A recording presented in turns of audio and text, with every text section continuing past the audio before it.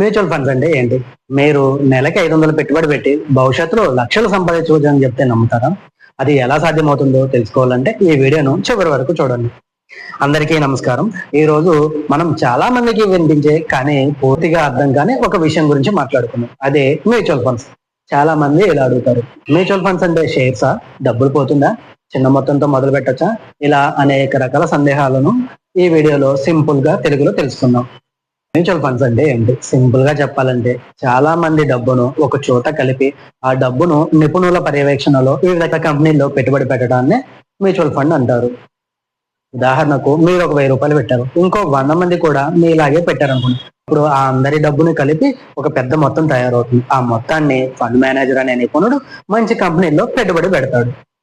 ఈ mutual fund వల్ల benefits ఏంటంటే మనం చిన్న మొత్తంతో కూడా మన ఇన్వెస్ట్మెంట్ జర్నీని స్టార్ట్ చేయొచ్చు అనమాట. 100 రూపాయలు లేదా 500తో కూడా ప్రారంభించవచ్చు.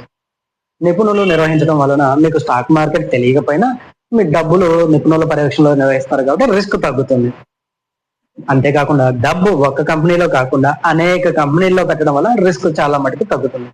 లాంగ్ టర్మ్ లో వెల్త్ క్రియేట్ అవుతుంది. దీర్ఘకాలంలో మంచి రాబడులు వచ్చే అవకాశం చాలా ఉంటుంది అనమాట. మ్యూచువల్ ఫండ్ లో రిస్క్స్ ఉంటాయా అని అడిగితే అవును, మ్యూచువల్ ఫండ్ లో కూడా రిస్క్ ఉంటుంది. ఎందుకంటే ఇవి మార్కెట్ కి సంబంధించినవి. మార్కెట్ పడితే మీ పెట్టుబడి విలువ కూడా తాత్కాలికంగా తగ్గొచ్చు, కానీ లాంగ్ టర్మ్ లో చాలా మంది పెట్టుబడిదారులు మంచి ఫలితాలనే పొందారు.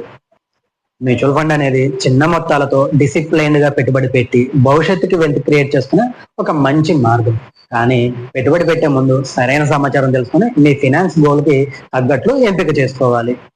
ఇది ఈ రోజు టాపిక్. మరొక కొత్త టాపిక్ తో మళ్ళీ మేము ముందుకు వస్తాను. మన మనీ టాక్స్ ఛానల్ ని సబ్స్క్రైబ్ చేయండి. ధన్యవాదాలు.